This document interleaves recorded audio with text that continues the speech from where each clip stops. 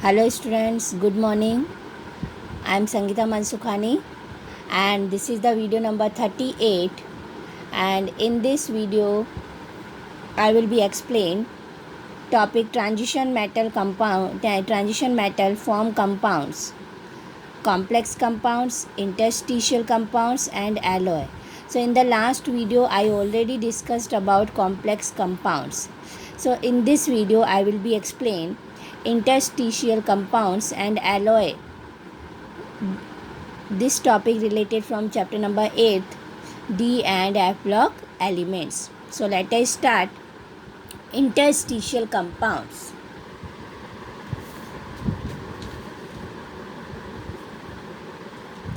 Interstitial compound. See, transition metal form interstitial compound. First complex compound form and second is interstitial compound form. Interstitial, that is means space present between the metal ion. So reason in transition metal atoms arranged in definite crystal structure and contains voids. Voids means space between atoms. Then non-metallic atom like H, B, C, N, hydrogen, boron, carbon, nitrogen, is smaller size and can be easily arranged in the voids of crystal structure. So then form compounds are called interstitial compounds.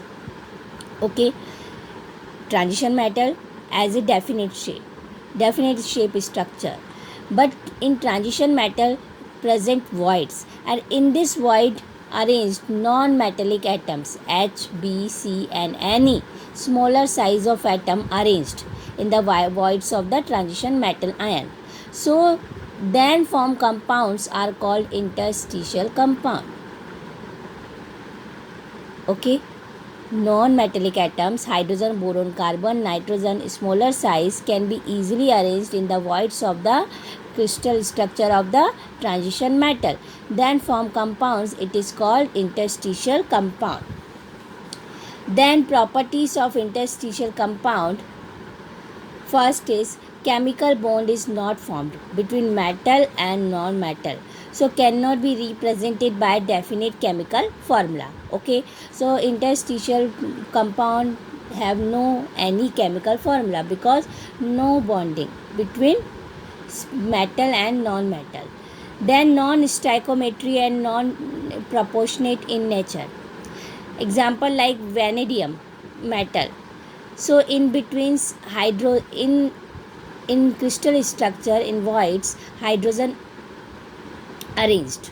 So non-stoichiometry, not a equal percentage. See, V at 0.56, titanium H hydrogen percentage 1.7, so non-proportionate in nature. Then the neither ionic nor covalent.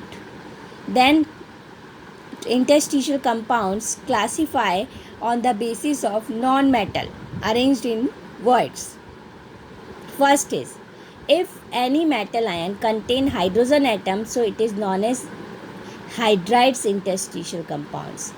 If in voids boron atom arranged, so interstitial compounds are known as borides. If in voids carbon atom arranged, so carbides known. Then if in voids nitrogen atoms arranged, so it is called nitrides.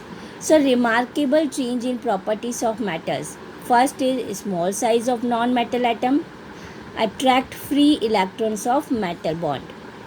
Then hardness, melting point, resistance to corrosion increase. Then interstitial compound used to prepare tools, machinery parts and vehicles. Example interstitial compound vanadium nitride Fe3N, iron nitride Fe3C, iron carbide Cr3C2, chromium carbide and TiC, titanium carbide. So this example of interstitial compound. So in the exams, in board exams, directly given this any example and ask which is interstitial compound. So you see, one first is metal and second is non-metal. So you completely understood this is interstitial compounds. Next is alloy. An alloy is a blend of metal prepared by mixing component metals to form a homogeneous solid solution. What is alloy? Alloy is a blend of metal and prepared by mixing components metal, and then it is as a homogeneous solid solution. So it is known as alloys. Like manganese and steel. Manganese, steel. So manganese dissolve in molten iron. Manganese dissolve in molten iron, so we have to say manganese steel. Properties like hardness, conductance, malleability, resistance to corrosion, etc. are essential for tools, vehicles and household utensils. So we have to form alloy. These properties is not found in any pure single metal instead of using pure metal. So alloy use in practice. Okay, so we have to require alloy. Why? Because properties like hardness, conductance, malleability, resistance to corrosion, etc. are essential for any tools and vehicles, household utensils. And for require these properties, so it is not found in any pure single metal. So we have to form alloy. So two metal mixing and then prepared blend of metals and then form a homogeneous solid solution. So it is called alloy. Scientists Hume and Rodri give three laws presented for preparation of alloy. What is the rules given by? First is atomic size of two metals must be similar or should not be differ more than 15%, then form alloy. Atomic size of two metal must be similar or should not be differ more than 15%. Second, chemical properties of metals must be same. So first is atomic size must be similar and not differ more than 15%. Second, chemical properties of metals must be same. Example, electronic configuration used for alloying. Then third is crystal structure of pure metallic elements used must be similar. Crystal structure of pure metallic elements used must be similar. Then example, first is best and ideal. Example, 22 karat gold ornaments. So 22 karat gold ornaments, so that is means alloy of aurum and plus copper. So this alloy obeys all rules. 22 karat gold ornaments. So best ideal example, alloy of aurum and copper. This alloy obeys all rules. Both of them possess cubic closed pack structures. Then both of them possess members of group 11. Then both of them possess electronic configuration of their valence shell is the same. And then difference between atomic size of aurum and copper is about 14.5% less than 15%. And then aurum size 134 picometer and copper 117 picometer. So difference between atomic size and is about 14.5%, approximately less than 15%.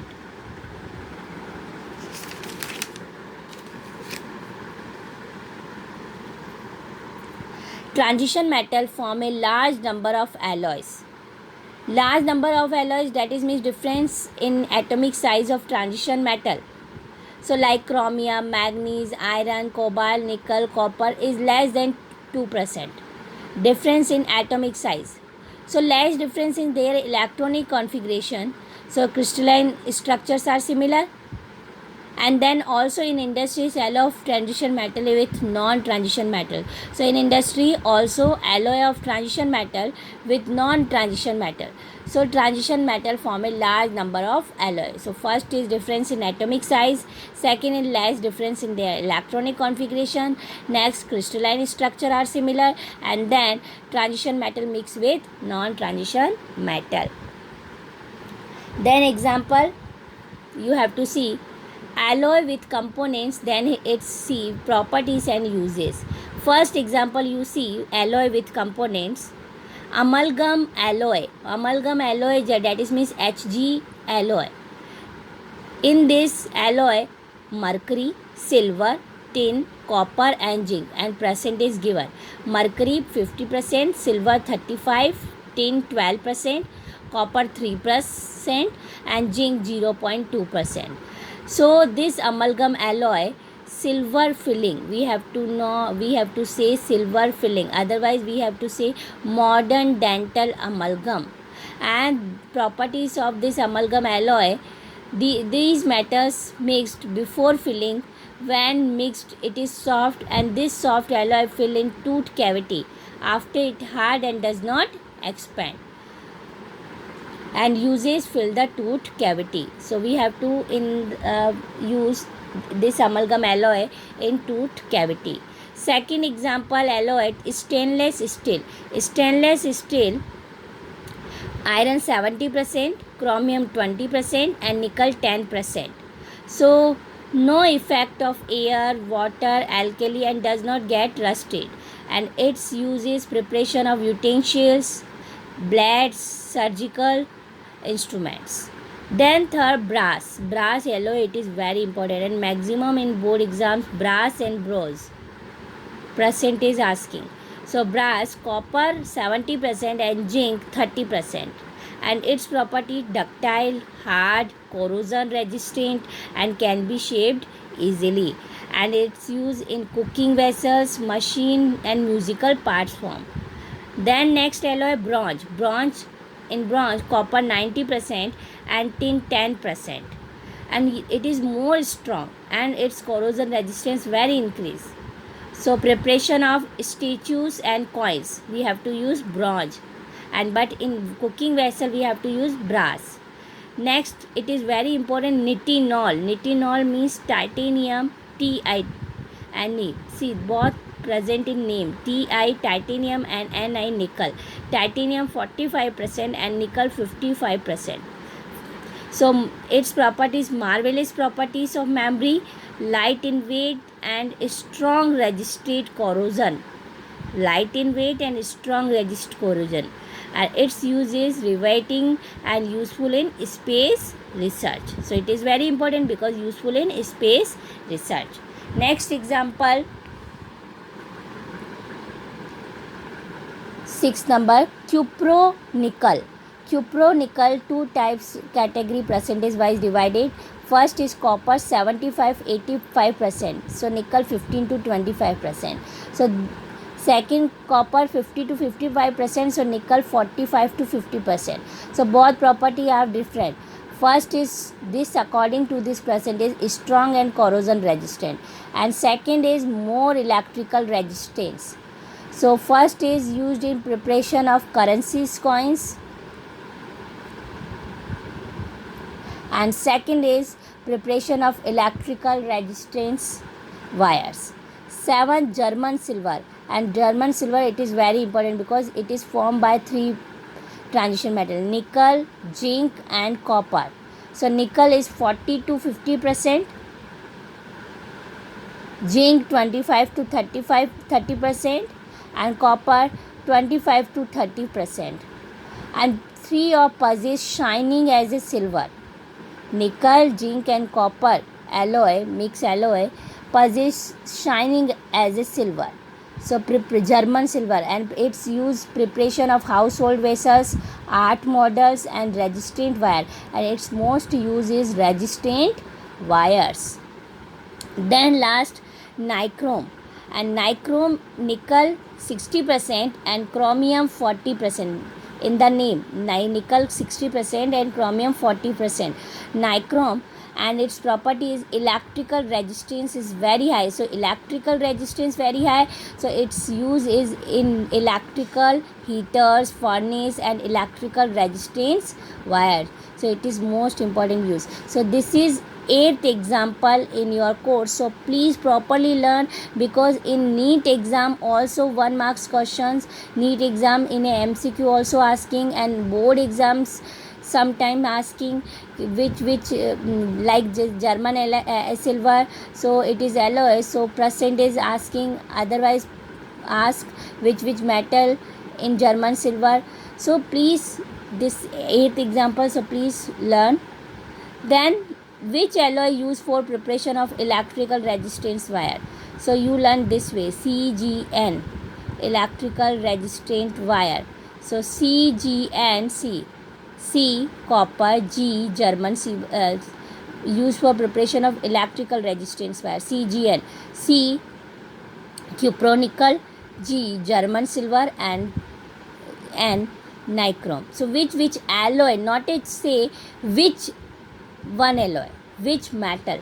So any one example you have to see, resistance wire 1 2 3. So 3 of use as a electrical resistance wire. So cupronickel alloy also used, German silver also used, and nichrome. So alloy completed. And then transition metals, 3 types of compound are formed. First is complex compound, second is interstitial, and third is alloy. So completed. And next topic I will be explaining in next video. Thank you so much.